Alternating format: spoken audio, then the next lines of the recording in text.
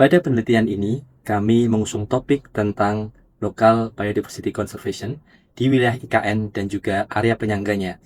Dan penelitian ini memiliki dua work package agar dapat mampu memahami secara komprehensif terkait dengan konservasi yang akan dilakukan pada wilayah yang strategis, yaitu IKN dan area penyangganya.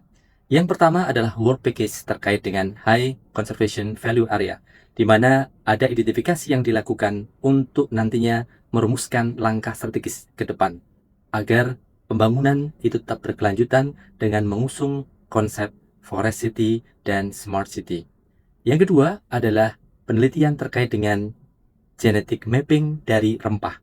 Karena Indonesia merupakan mega biodiversitas yang memiliki potensi luar biasa dan harapannya dapat mampu menghadirkan informasi secara saintifik untuk mendukung akselerasi pemanfaatan bioprospecting dari diversitas yang dimiliki untuk kesejahteraan umat manusia secara umum dan khususnya masyarakat di Kalimantan Timur.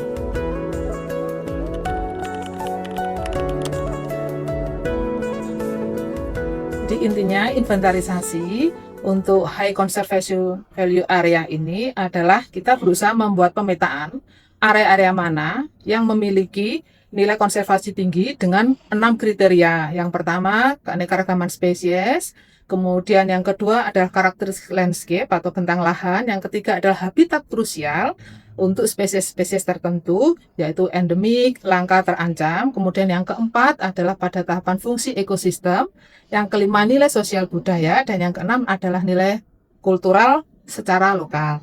Nah, manfaat identifikasi HCVA ini adalah memberikan dasar bagi pemangku kepentingan maupun pembuat kebijakan untuk menetapkan apakah suatu area itu bisa direkomendasikan menjadi area konservasi atau area lindung sesuai dengan kategori yang akan disesuaikan dengan pembangunan rencana pembangunan daerah.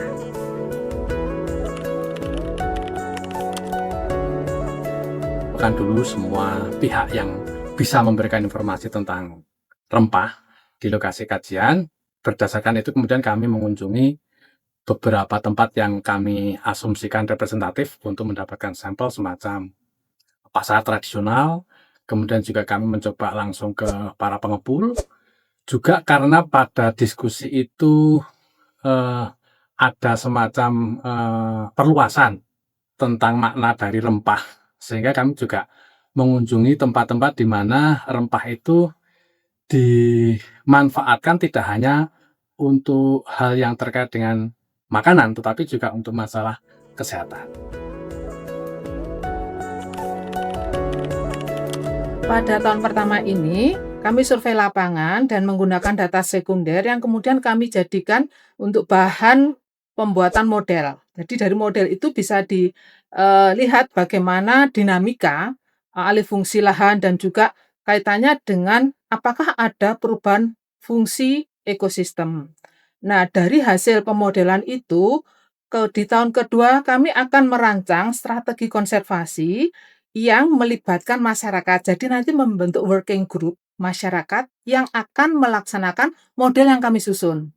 Nah, jadi model ini kami rancang berdasarkan hasil di tahun pertama, hasil lapangan maupun pemodelan, kemudian kami buat rancangan untuk bagaimana di suatu wilayah kami nanti akan membuat plot-plot di area yang terpilih, kemudian yang akan melakukan siapa? Masyarakat. Nah, itu yang nanti akan dilakukan di tahun pertama. Nah, dari hasil itu maka kita akan memperoleh bagaimana model terbaik yang paling sesuai dengan kondisi lingkungan setempat dan juga dukungan masyarakat tentunya.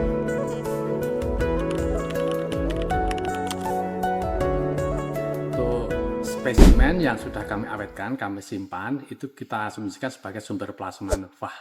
Artinya kita akan melihat keragaman yang bisa kita kaji dari sampel-sampel tersebut melalui pendekatan-pendekatan berbasis karakter taksonomi dari mulai morfologi sampai ke molekuler.